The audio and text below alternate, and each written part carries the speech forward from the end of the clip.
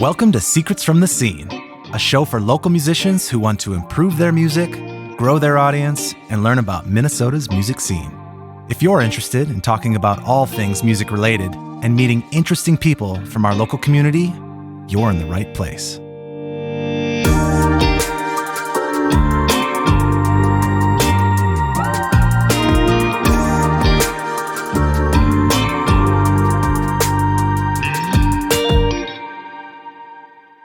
Welcome to Secrets from the Scene. My name is Stephen Helvig and I'm your host. We're here at Helvig Productions for another episode, and today's topic is going to be on creative teams and ultimately all the important roles that need to be filled with any creative team in order to get things done. Today, my guest is Mike Borell, and as I was talking with Mike about this episode, we actually realized that his day job was going to be a great wealth of information for us for this exact topic. Mike's a local musician. He plays in bands. He's got his rock band 13 Arrows, and then he also has a new side project called Midnight Horses, which is a more collaborative effort with some other local musicians. We're going to talk about all those things in depth, but as we were talking about his music projects, we realized that his day job, which is as a project manager for a corporation, that was going to actually be a ton of knowledge for how creatives work in the professional corporate setting, and then how they ultimately need to fill these exact same roles when it comes to a band. Now, we're not suggesting that you're going to, start giving yourselves titles or anything like that.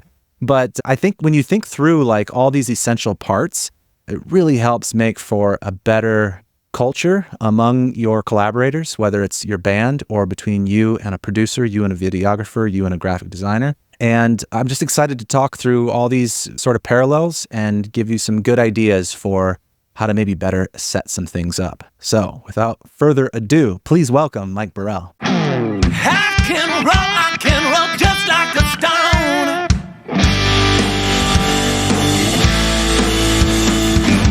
I can roll just like a stone. When I hit the ground running, I can feel something call out my name.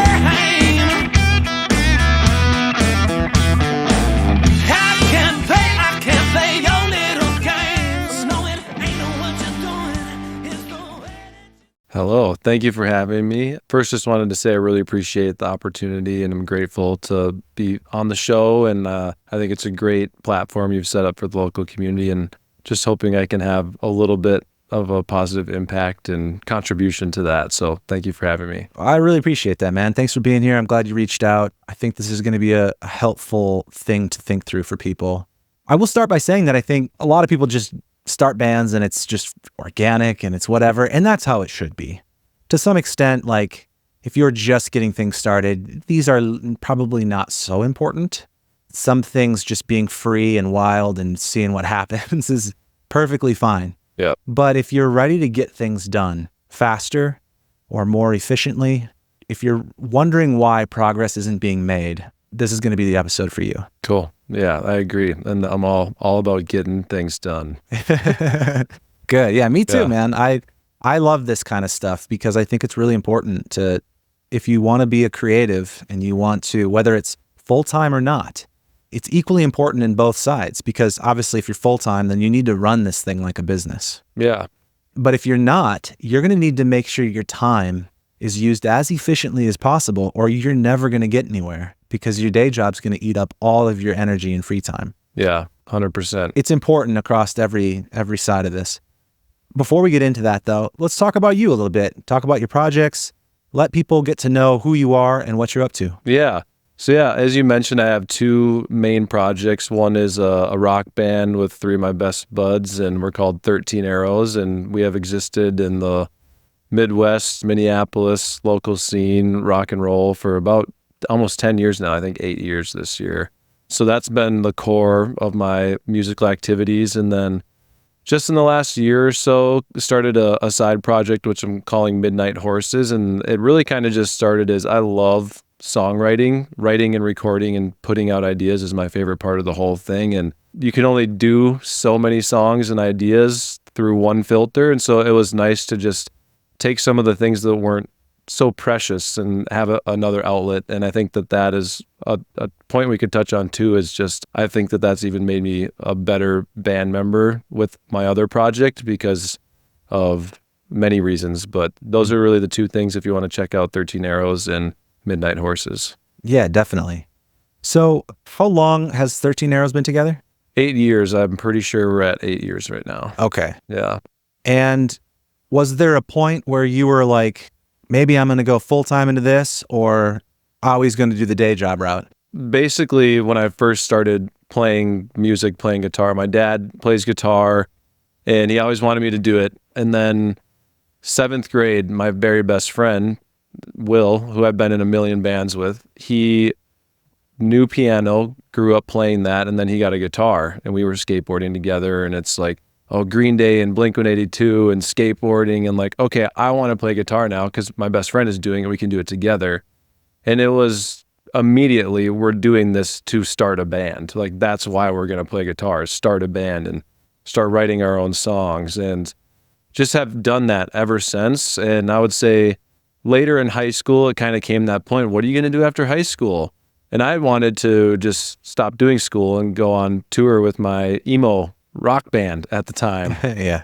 And my parents weren't too stoked on that. So they kind of steered me in a happy medium direction where, okay, how about you go to design school, because you still get to pursue a creative field. You can still keep doing music on the side. That was a very, very difficult decision for me. And I often think back like, oh, what if I would have just even went to school for music or just kept doing the band thing? But I think the topic we're going to discuss today and how what has become my professional career and how it relates back to my music works, I'm really happy that I ended up taking the route I did. And it's been almost kind of mind-boggling how intersectional they both have become. So yeah, I don't know if I ever will become having my main source of income be music. I would love that. I haven't figured out how to make that happen and also live the life that I like to lead right now. So that would be great someday, but it's not really the ultimate goal. Sure. Yeah. And I think that's a very healthy way to approach any sort of music career in general, is to make sure that you can cover your bills and live a life that you want to live. And then if you can make it work, great, go for it. Now, some people jump fully in, and all the power to them. Totally. I was kind of that person. So, but I have a lot of respect for that. I wouldn't necessarily recommend it for others either. So there's definitely trade-offs, but that's probably a different episode. So you got into the creative world, and ultimately you're in the marketing field, correct? Yeah, exactly. So I went to the Minneapolis College of Art and Design, and I focused on advertising, and so it was really studying at a design school, but more focused on marketing and business, with the ultimate goal to, I was planning to get into the field of advertising. I want to work at an advertising agency. I have family and other friends who do that, and I had experienced a little taste of it. And I was like, okay, this seems like a cool thing. And there were a lot of artistic and music people in that world. And so it seemed just kind of like a good vibe and a nice way to take the more professional career aspect. Yeah, definitely. Yeah. Over the years of working in a marketing company, then, what you've ultimately picked up is the different roles and responsibilities that are found inside of an entire creative team. Yes. Because, you're only playing one part of a massive machine that is kicking out content for a brand, for a company, and having to do that at a professional level. So there's not like, oh, we don't feel like doing it now. You have deadlines, you have project deadlines, there's a whole team involved, and ultimately a bottom line, a profit margin that has to be hit. Yeah. Let's dive into the topic and break down kind of piece by piece all the different essential roles of any creative team. Yeah. I think there's kind of two ways I was thinking about walking through this. And I think the easiest way might just be a little linear, like where does a project begin and then getting it to the end and all the hands that it changes throughout that and how they work together. So using this ad agency or marketing team or creative group as a metaphor, I think the most important place to start is really with what we would call strategy. And that is going to be, okay, how are we going to define what this project is and where we want it to go and what are the things standing in our way? And so like a really quick example I have here is like, we're just going to start every project with our project brief. And every band I've been in, we've done this same thing. So it's kind of defining what is this and what are people's expectations and visions for it at the beginning. So a project brief might look like, okay, who is our audience? What kind of people are going to be into this and who are we trying to connect with? What is the message? When is this happening? Like, what are the tactics we're doing? Is there a budget? Is there a schedule? That's going to sound very corporate. And I think there's some different ways that applies to the music world or collaborating in a band, for example. So one other thing I had pulled up here was Midnight Horses. My key collaborator on that is a guy, Dave Mailing, who is just an incredible, involved in a lot of stuff in Minneapolis and the greater Midwest music scene. Definitely check out Dave and his own projects. But him and I started Midnight Horses together. And when I first met with him, we had this document, and it's like, okay, what types of genres might this music kind of fit into? So let's just discuss what we're both interested in that. Would you describe the sound that we're chasing?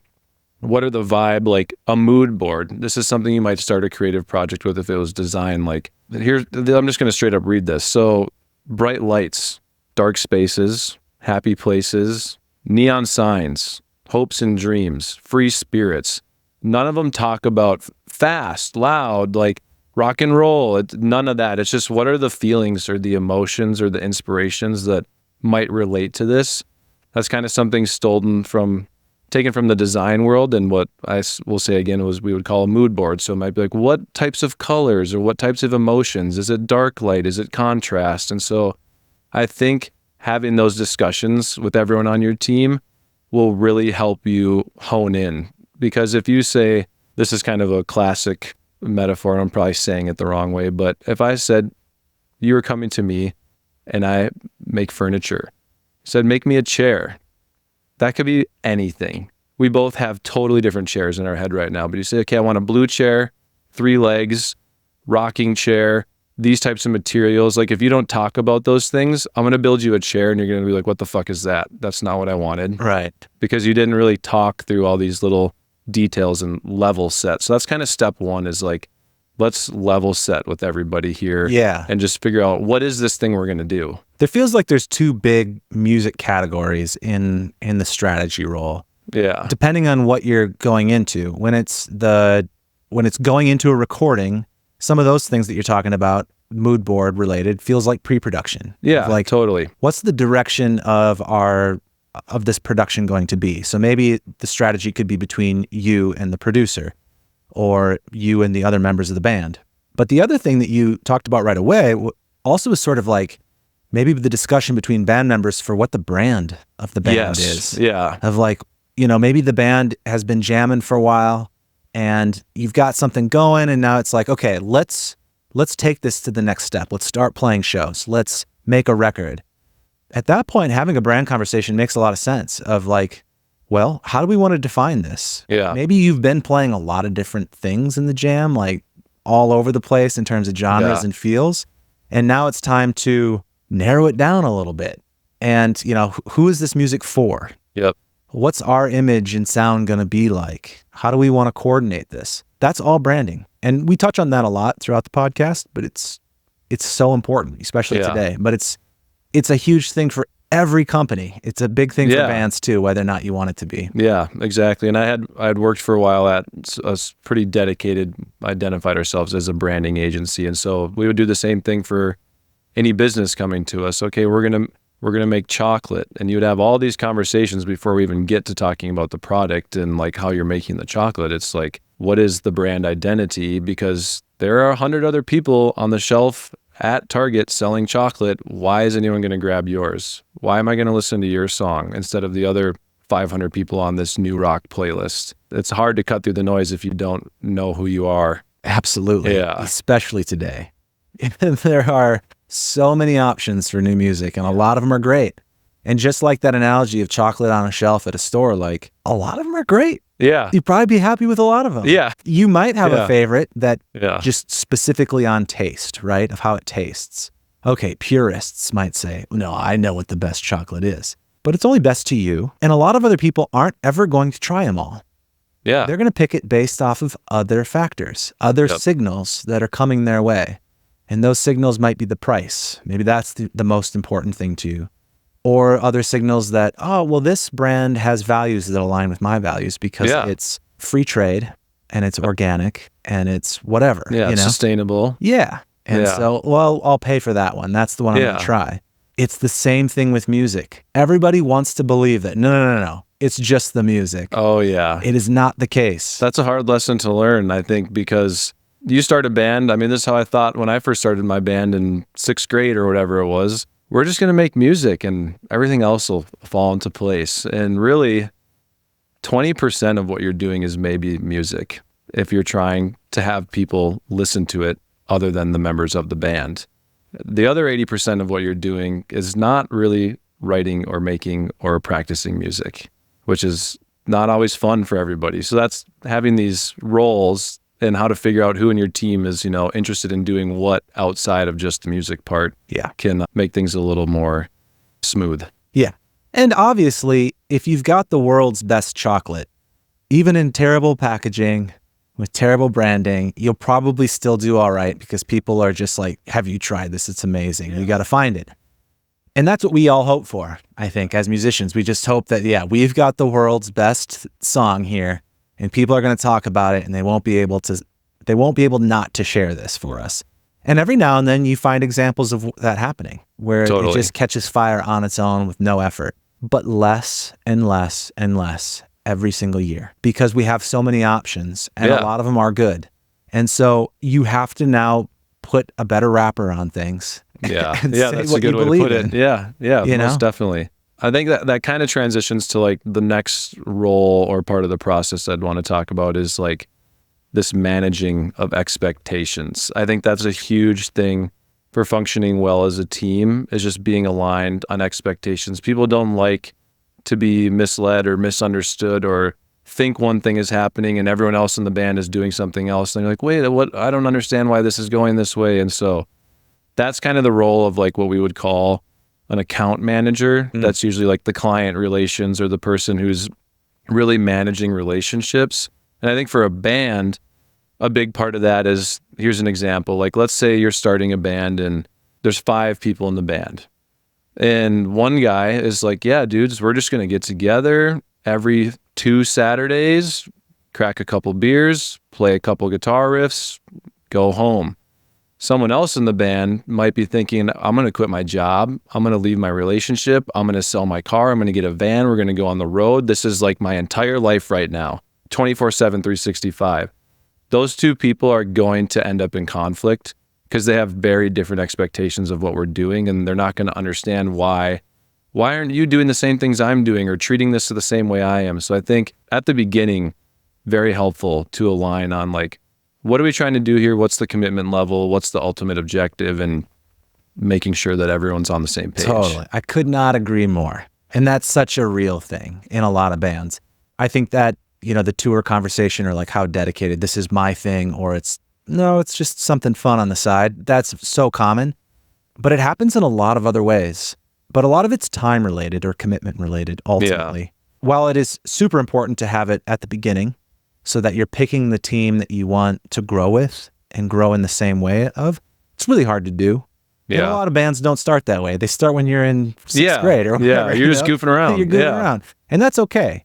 It's when you notice that, oh, I'm really into this and I'm taking this seriously, that you might need to have that band meeting to make sure everybody else is on the same page. And it's ultimately okay if they're not. You just need to know that because there are a lot of ways to work around that. For instance, a very common thing that happens along the way is, maybe you're in college when the band starts, and then after college, few years, you're playing locally, you start doing a little bit of weekend touring, that grows, more and more time goes into it, and then somebody gets married, or somebody has kids, and all of a sudden, their availability changes drastically. It doesn't mean you necessarily need to fire that person and kick them out of the band. Yeah. It might just mean that we need to have another sub. We need to have an alternate so that when we're doing weekend dates or we're going to leave for a week, we have somebody ready to go. It also might mean, we need to pivot and we need to find a new member. That might be the case, depending on how serious everything's going. But if those conversations are had right away, it's less of a shock later on as things evolve because things don't stay static. people's lives are always changing. Somebody gets a new job that takes them to a new city or whatever. Yeah, and I think that's the biggest part of, and that I pull out of what you said is like, have that conversation. Don't not talk about it.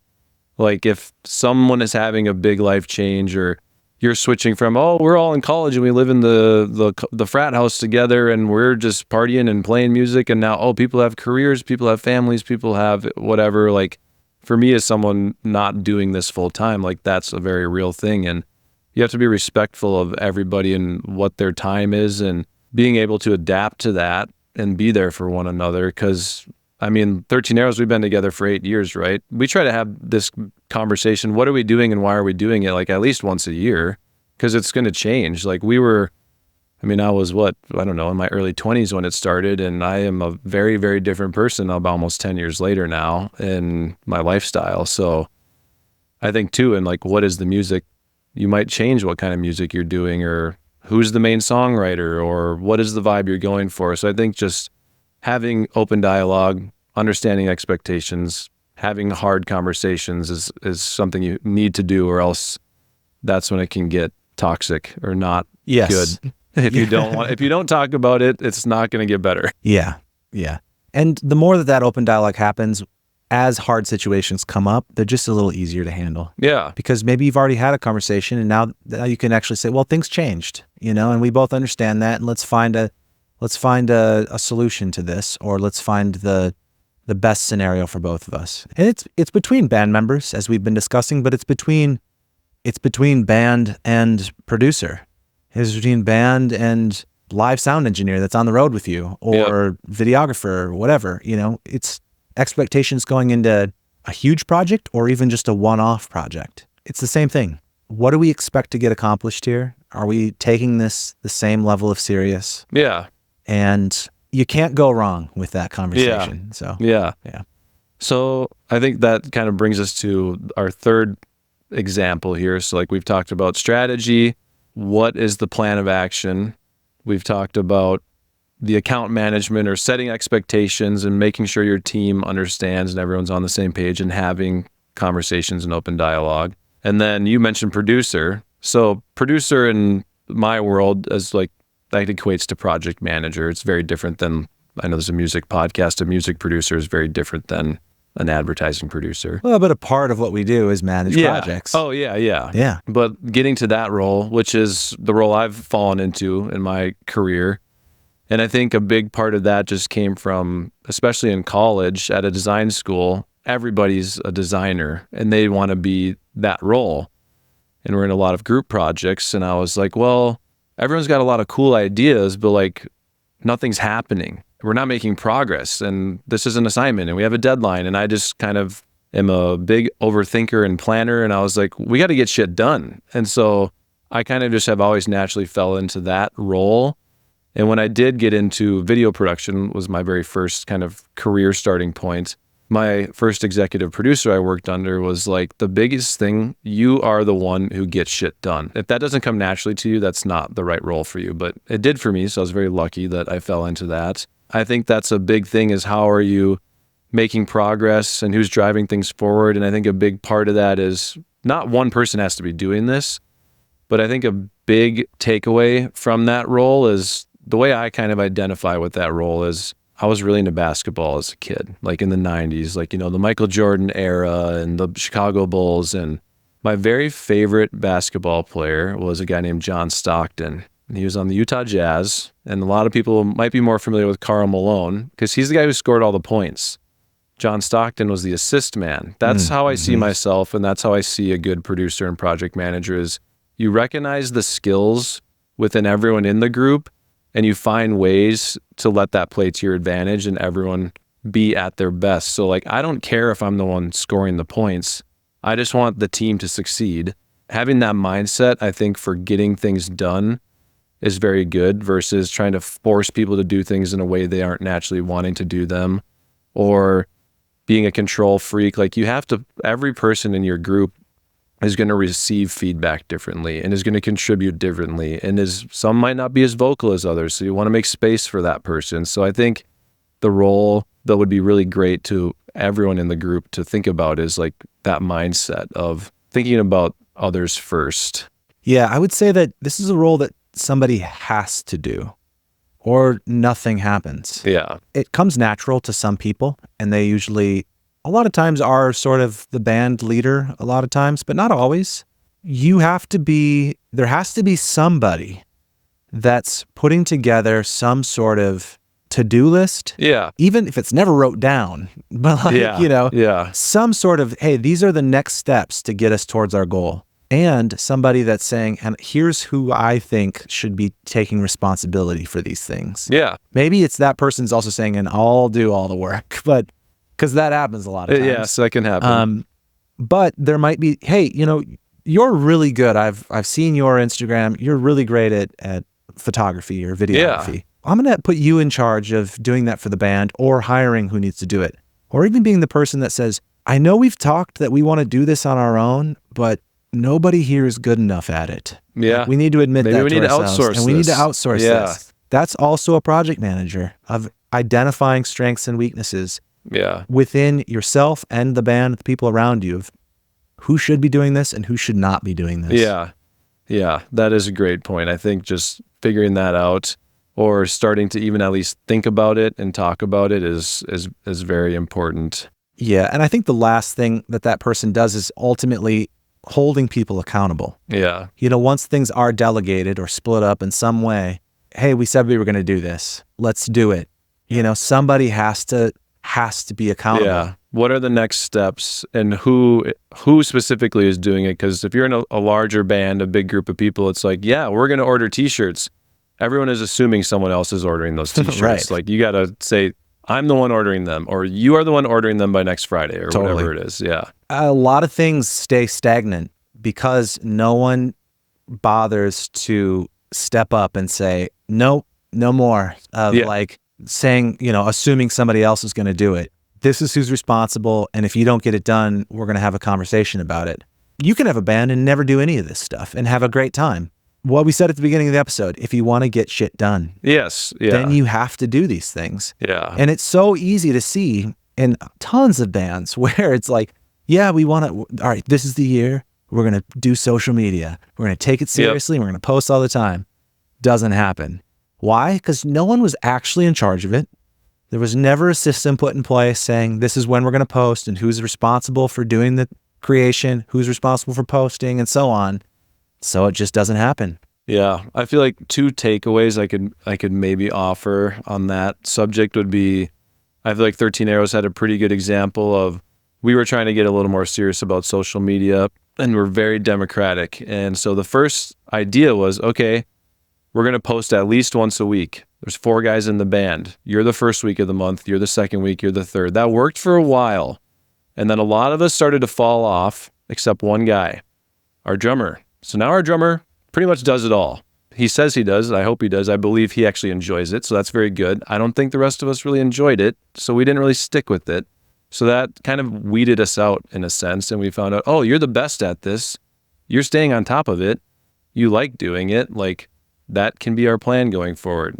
He probably would appreciate it if we all helped him a little more, but yeah. I love that. I think that's a great way to go about certain things, because in a band, there's a lot of tasks that people don't necessarily want to do. Yeah. So the hope is, you find people that do want to do it. Yeah. However, I've also seen this where, okay, the drummer's the best at doing it, but then somebody's like, but I think you should do it this way. Oh, Yeah. They don't want to do the work, that's a slippery slope. but they want to criticize what's being done. Yeah. And that's where I go, done is better than perfect. Yes, 100%. And if you're not willing to be the person to do it well, then you got to let it go. Yeah, I agree. I think that's a really great point. And that can be a tough conversation to have too, because that can leak into all facets of the band. I think the most sensitive area, depending on the dynamic of your group, is like when you're actually creating your artwork. There's a lot of emotion from everybody in that, and it is delicate conversations to have, but I think that's where it gets hard. And another example from our band that I could share others might like is, this works well for us. We kind of have a tiered system of, I guess, the review approval process, if you will. Let's get into that next with the other role, which I know is ultimately the creative team. Yes, that is very good. Yeah, creative director. Let's talk about that, and we can use this example too. But let's take a quick break so I can tell you about my latest offering for independent artists here at Helvig Productions. As you may know, I'm a music producer located here in the Twin Cities, and I've been running a recording studio for the last 15 years. I've worked with hundreds of local artists spanning pop, rock, Americana, and all the various forms of indie singer-songwriter music. And I know just how hard it can be to finish your own songs. It's easy to get stuck in a death loop of endlessly tweaking things, rewriting sections, or just completely starting over and never feeling satisfied. This is why I've started offering a free song analysis, which I call Musician's Roadblock Relief. If you're currently stuck working on that same song over and over again, I'd love to offer you some ideas that may help. I will objectively analyze your track and offer some helpful possibilities to hopefully get you unstuck and back to finishing that project. My feedback will cover one of the 3 areas where I've seen artists struggle the most. The first one is the song itself. I've had artists come to me wanting to produce a song that just isn't great. But there's no sense in spending money on a bad song because no amount of production or mixing will fix that. You need strong melodies, good lyrics, and a nice flow from start to finish. The second roadblock I see artists run into is bad production. Even if the song is good, the production needs to match the sound you want. Are the sounds right for your style? Is the arrangement too messy? How does it build? Are you doing too much or too little? When all the supporting production elements work in harmony, the song comes to life. And the last thing is mixing problems. Nothing is more frustrating than loving your song, but discovering it sounds terrible everywhere outside of your home studio. Pro-level mixing is hard, and it takes years to master. Mixing problems may be holding you back. If you've wasted enough time in the trial and error loop and are ready to try a different approach, head to helvigproductions.com/fixmysong and fill out my application. That's HELVIG productions.com/fixmysong. I'll take a look at your specific situation, and if I think I can help, I certainly will. It's 100% free and may just be the thing to get you unstuck and back making progress toward your goals. Yeah, creative director, let's talk about that, and we can use this example too, but just to recap, I guess we've gone through strategy, like account and team management, project management itself, and then creative director, which is usually the role everyone I think wants, but not everybody is suited for it. And so it's good to figure that out with your team dynamic. And in the professional world, from my career background, that's a very long road of experience to get to that title and be the creative director of a team.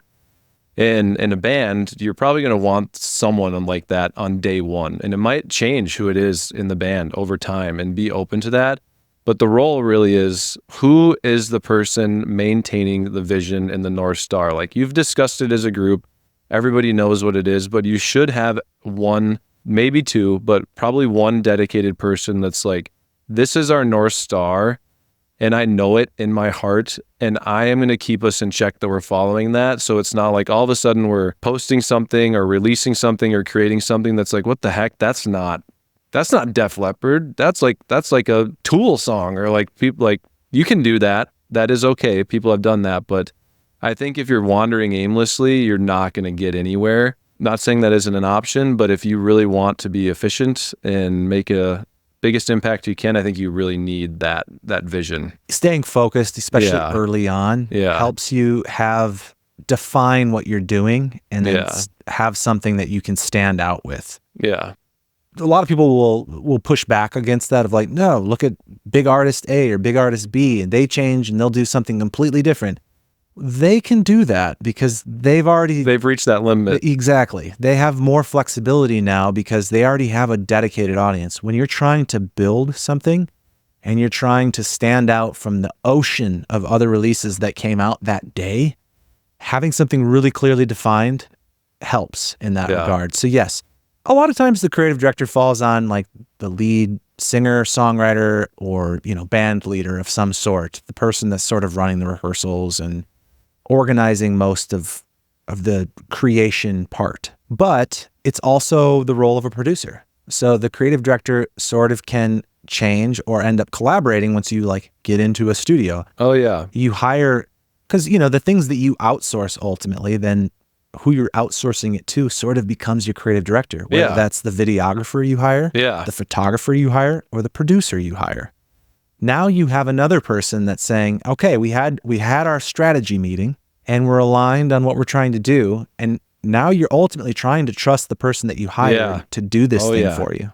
Trust is huge. And I think that that's the really big part of any successful team is you have your people and you need to trust each other. And if you're not, like, you might need to have conversations about finding different people. But once you've committed, like, for example, working with the producer, if you've chosen that person and you've aligned on the brief, as we've said, don't get into the middle of the session and just like totally throw everything off the rails. Like if you found this person, you picked them because they do this type of work, they've maybe done it for someone else and you heard it, you need to trust that person to deliver their thing to you. And if next time you can try someone else, but maybe a slightly more clear metaphor for me is like really into tattoos. I have a lot of friends who are tattoo artists. I've become very close with them.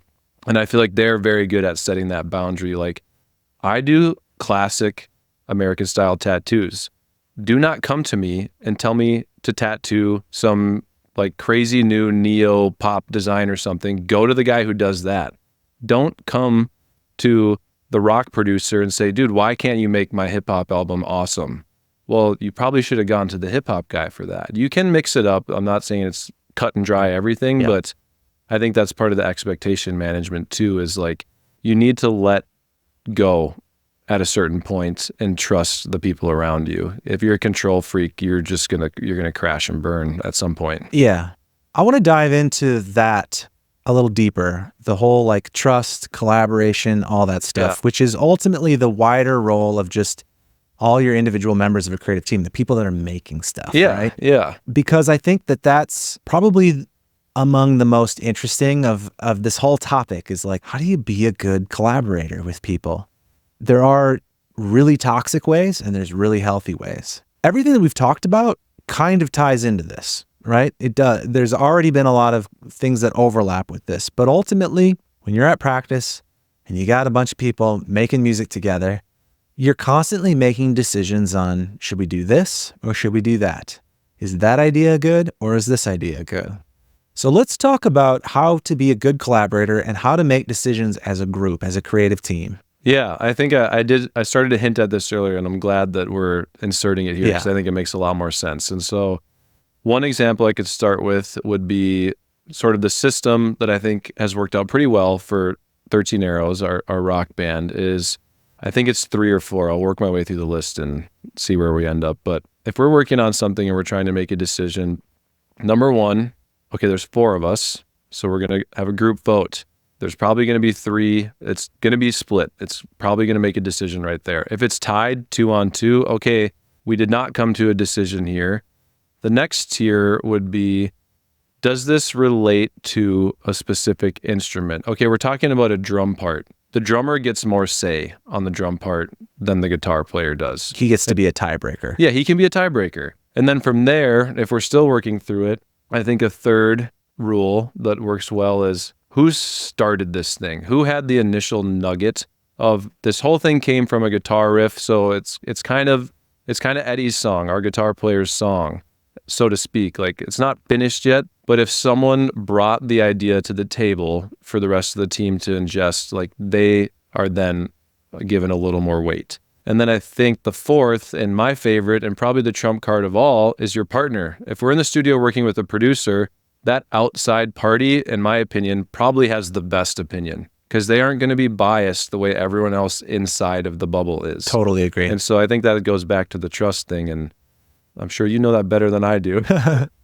And it goes both ways. Yeah. It goes both ways. I can think of multiple times in the studio where there's been disagreements between band and producer or between, half the band and then I'm picking sides too. And everybody, I do think that how you outlined that decision-making is very common, and it's a really great place to start. You can start by voting.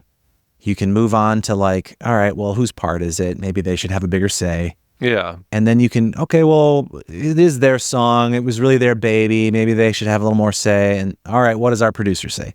Great place to start.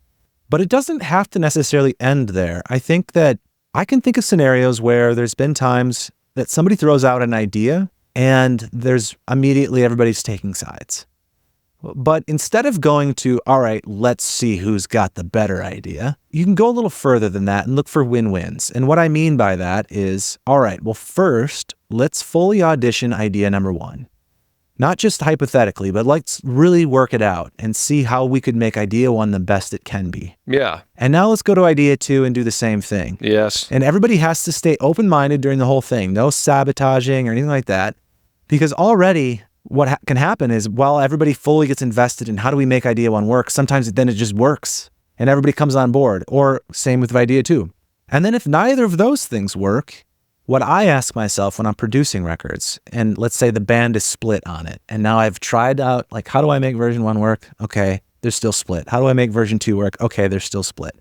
What I ask myself then is, how do I make them both work? What are the best things that I like about idea one, and what are the best things I like about idea two? Because they're usually not just so black and white. They're usually a little different in certain ways. So it's like, maybe I can take certain things about both ideas and make a new hybrid idea that will satisfy everyone. That's a win-win. That's a win-win-win. Who doesn't love a hybrid? That's great. Yeah. Yeah, I love that. The takeaway here is that it's a mindset. Yeah. You have to be listening, you have to keep an open mind, and you have to be thinking, how do we find a solution? How do we find a win here versus how do I prove that my idea is better than their idea? Yeah, I'd love to talk more about that too. I think that's like a great example of, are you really listening to someone? Or are you waiting for your turn to speak? There's a huge difference between that, and waiting for your turn to speak is not a great practice. I think going back to the trusting everyone, and this might be incorrect, someone can fact check me on the internet, but I love Tedeschi Trucks band. Derek Trucks, great, incredible, one of the best living guitar players. I'm pretty sure this was from an interview I heard with him, but he has some sort of list, I guess. 8 like tips or rules to be a good band member. And one of the most important ones that I remember, the only one I might remember from that list when I read it, was that same idea of committing to an idea and being willing to follow. Because if someone comes up with an idea, it's very easy to be like, oh, I know I don't like that. I'm going to shut that down. We're just going to skip it. It's like, just keep that to yourself. Let that person take the idea as far as they can until they're satisfied, and then judge it and then weigh in on it. But if you chime in too early, like, you could ruin something that could be great. I've been proven wrong so many times where I'm like, oh, I know what I like the first 5 seconds I hear it. But then there's been plenty of songs that I'm like, I'm not going to like this. I don't think this is going to be a good song for us. But I shut up. I keep my mouth shut for a little bit. I let someone who's excited about something be excited. And then I go, oh shit, I was wrong. This actually turned out awesome. And I never would have thought to do it that way. Maybe that's why I didn't like it, because I wasn't comfortable with something I haven't done before. Like, you are going to find yourself proven wrong and happy about it, hopefully. I love that so much, because I feel like that's real maturity in the creative practice. And it's hard to find, but it's something that everyone should aspire to. Even if you end up being right, that's not the point. No. The point is to create space, because if you do that for members, and I'm thinking about this specifically like in rehearsals, in the writing phase, in that like vulnerable spot where people are half-finished ideas and it's like, we're trying to develop something, we're trying to write together. It is so important to leave a lot of space in those moments and not just voice your thoughts right away. Think about how you can be supportive to somebody rather than how you can fix something. Yeah. By doing that, ultimately, you just create a better culture among your band where the next time you bring something half-formed, hopefully the favor is returned instead of it just getting shot down right away, or, distractions being pulled out of, this sounds like this, or, that people can just say, let's work on this. Let's find a way to make that as good as it can. There are times where efficiency matters. I would say, like, in the studio is one of those places where you might say, that's heading in the wrong direction, let's do this. Yeah. But that's usually way further into the process. But sometimes even in the studio, I've had times where it's like somebody throws out an idea and I'm like, that's a little left field. That's the first thing in my head. But I catch it, I just don't say anything, and then I'll go, how could I make it work? If I were to make this work, what would I do? And how could I do it fast to just test it out quick? And so many of those ideas end up being brilliant moments. because somebody just threw out something random and I didn't shoot it down. I could have, and I would have been right to saying that's crazy and that, but following things can be exciting and where surprises happen. And sometimes you follow them and you go, that was not it. That was bad. And we all have a good laugh about it. But then the culture of it, of like, no, we're still encouraging. It was okay to do that, becomes really, really helpful. Now, you can go too far where it's like, maybe you're just chasing too many ideas. And at some point you got to say, no. We got to get something done. There is that balance. But that's why, specifically in rehearsals, be really careful about how you fix stuff. Try to be supportive. Give it enough space to get to the end of an idea, and then just be honest. And that goes with how you help other people, but also about your own ideas. You might be really excited about something, present it, take it really far. Yep. You also have to be, at the end of that, willing to say, I don't even like this anymore. Yeah, that can happen. And that's good to be honest with yourself and have that discovery. And I think that was a little bit of maybe part of the impetus or inspiration for 13 Arrows has been my main music project with my best friends for a very long time. And I think having this little side project of Midnight Horses has kind of taken a weight off where not everything's so precious anymore. It's like every idea I bring doesn't have to come to fruition. And I'm like, all my eggs are in one basket, right? Like I can have some throwaway stuff and I can like sit back a little more and let other people do their thing. And I feel like that's a good way to just, experience working with other people and other teams and learning new things and bringing that back to the other groups that you're in as well. Like just having some cross-pollination and seeing how other people work and learning lessons that way and just connecting with more people is great. And I think that was kind of a big takeaway for me was like, oh, I love writing songs and I'm writing a song every week almost or something when I'm feeling good.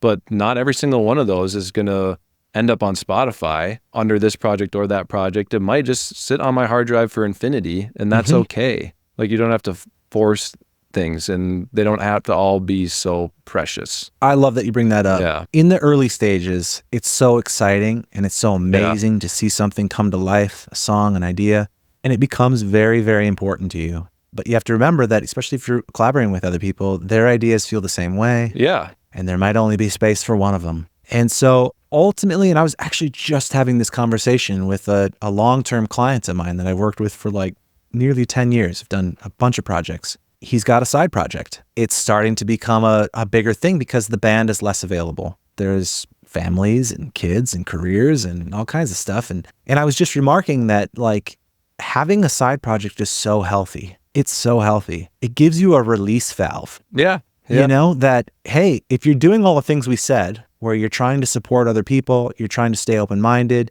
you might find that some of the things you're writing don't fit the project that you're in. Yeah, totally. That can be really frustrating if it doesn't have anywhere else to go, because you could be so excited about this new thing, but also agree that, and it doesn't really make sense. We'd have to either change directions, and maybe sometimes that's the case, or it just needs another outlet. And the fact of the matter is that it's so easy to capture ideas and to self-produce at home these days that there's not a really good excuse not to. Why not? If something doesn't perfectly fit one project, keep it and do a side project. Yeah, definitely. And it's a fun learning experience too. Like, I think that's another part I've taken a little bit from my like marketing career into the band world is like, in my job, I'm working with photographers, videographers, people who are experts in social media, people who build websites for a living, people that every single thing you have to do in a band, if you want people to discover you, I know how to speak their language a little bit. I'm not an expert in social media. I'm not going to be the guy behind the video or photo camera. Because I've worked with them, I know how to at least get started or how to vet something or, is this worth it? Or if I'm going to hire a video editor, like how can I work with them or what to expect with them? And I think just having more exposure to more people and more roles and how they do their thing is invaluable. And then starting to learn a little bit through my side project of Midnight Horses, how to record a little bit at home. Then when I go in the studio with a real professional producer who works in the studio, I can speak their language a little more and we can get things that are in our heads out into the world a little more. Yeah. Yeah. Yeah, and I think what you're touching on too of like working with other people and how you learn from them is such an important part of being a good collaborator. Yeah. If you've only ever been in one band, maybe that band's going to be great and everybody has been healthy with their ways of collaborating, but I can say for sure that the more I've collaborated with different artists and the more I've given myself other types of projects and different things, it's been so great because it's that variety that you see different creative processes. You see different communication styles. And every time you collaborate with somebody new, whether it's a different instrumentalist, a different songwriter, a different producer, you can certainly learn something that you take away of like, I like this process. I like the way that we communicated here. And you just start finding communication styles, creative styles, and then like different chemistries among people. And this ties back to a little bit of what we were talking about earlier, I think, with the account manager of like assembling your team. Some people might be listening to this episode and go like, all this sounds great. It'll never work in my band. Like we just don't have that dynamic. Well, it might be time to find a different band. Yeah. That's the reality of it. And that's what collaborating with different people can tell you a little bit of like, oh, I didn't know it could be this easy. Oh, I didn't know it could be this fun. Oh, I didn't know that this would connect in a way that it's never worked before. And part of that is you just need a broad range of experiences so that you can appreciate perhaps what you already have or figure out that, oh, I do need to be more careful about my team. A lot of people just pick it. When you think about how you picked your band, it's like, well, I went to school with that person. I grew up with that person. I lived with that person. It's a lot of times just who's in your path. Yeah, totally. Especially if you're not living in a big population. Like if you're grew up in a small town, you might only get one bass player and then you got to drive 30 miles for a drummer or something. Especially then, yes. Yeah. But even for everybody that's in the Twin Cities right now, if you think about like, well, did we audition the best version of this? No, probably not. You probably took that, this is my buddy, or is my buddy's friend or whatever, and that's how the band came together. Nothing wrong with that. But ask yourself then, if you're frustrated with some of those things, it might be a team member issue, where you need to think about, doesn't mean I'm not suggesting like go break up your band right now, but I am suggesting that if you feel like that's part of the problem, then start another project. Yeah, and there's no harm in that, and I think everyone in any group should be able to respect someone else, doing that. And yeah, it might feel, I kind of think about the same way with like a job. Like I remember the first time I had like a career job, and then I was like, I hate this job and I need to quit. My life is over. I'm never going to find another job. This is going to be terrible. What am I doing? Like I'm going to be living on the streets and broke. And then it was like, found a different job. I'm like, yeah, this one's way better. And my life isn't over, and I'm probably going to end up working at a different place again too someday. Like, it's all going to be okay. It's not the end of the world. Yeah. And the other thing that can happen is, I switched jobs and some of the same problems exist. Yes. Yeah. And I need to be okay. I need to figure out how to deal with those things. Like maybe I need to learn how to communicate better, or maybe I need to fix what's going on in the collaboration process. But the point is that the more you have a variety of experiences, the more you can understand that. Yeah, most definitely. Okay, we've covered sort of best collaboration practices. I think that kind of wraps up our creative team conversation. And ultimately, probably the wider conversation for this topic. Let's do a little recap and see if we forgot anything. Yeah, just recapping like the metaphor of roles within the marketing world is like starting with strategy is just, let's establish what is this? What are we trying to accomplish? What are the objectives? Just get everyone on the same page. And then I think in addition and alongside that is this kind of account management, relationship management role, which really piggybacks off of that of like, we should be constantly and consistently checking in and understanding and level setting of expectations. It's not just like a one and done conversation. Yeah. And then jumping into project management, producer, getting shit done, really allowing everyone in the team to be the best version of themselves and contribute in the best that they can. And then lastly, the creative director, like what is the North Star and are we maintaining that and like sticking to our vision? I think those are kind of the 4 high level points. Yeah. And then obviously just the day-to-day contributions of everybody on the team, on the creative role of making stuff and all of the ways to be a positive member in a collaborative process. Yeah, Yeah. totally. This was great. This is such a good conversation. I think you. it's helpful. Thank you so much for doing this and for being here. I love that we did this. I think that these are real things that happen all the time for people, and it can be tough to figure it all out. So, one thing I've been asking everybody at the end of all the podcasts, and you've listened to them, so you know this is coming. As you've looked at your own musical career and the time that you've spent with these other projects, what has been one secret that you would like to share with everyone else from the scene? Yeah, I think one secret that really just kind of culminates the conversation today of my metaphor and example, drawing lines from my marketing job to being in a band and working in a creative team, is I had personally for a very long time struggled with, did I make the wrong choice in pursuing this professional career and not making a leap of faith into the world of music? And I've definitely become more comfortable with that now, and I'm very happy with everything working out the way it did. But I think the secret is just that don't ever feel like you're behind other people. I think it's very easy to play the game of comparing yourself to others and, oh, what if I did that, or what if I did this? Like, I don't think I could have ever been as successful as I am right now in music without all of my experiences outside of it. And so if you're managing a coffee shop, you're going to be a lot better at managing your group of people in the band.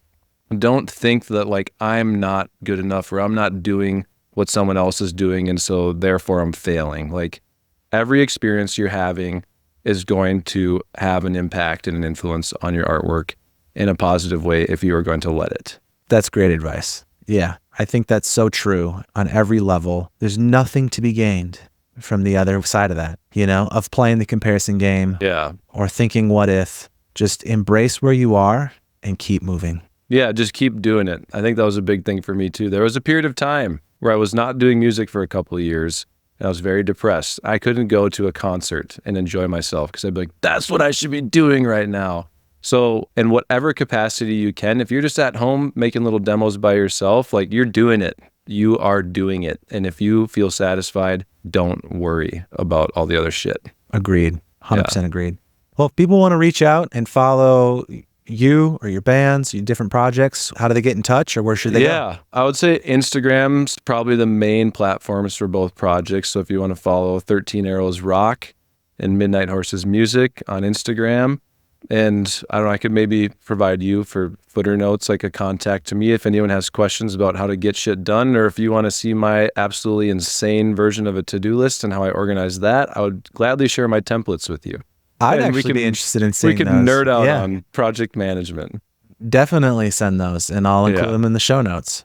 Cool. Mike, thank you so much for being here. Yeah. I really, really appreciate it. This has been great. Yeah. Let's connect again. For everybody that's listening, if you found this episode helpful, please let us know. I'm always looking for more ideas and more feedback on what works and what doesn't. If you have other guests in mind, other topics in mind, just reach out. My email is also in the show notes, or you can send me a DM. If this was a great episode for you, consider liking, subscribing, definitely share it with somebody. This is to help the Twin Cities music scene. So if you found it helpful, then share it with a friend. I'd appreciate that. And if you made it this far, thanks for listening. Thank you for watching. Until next time.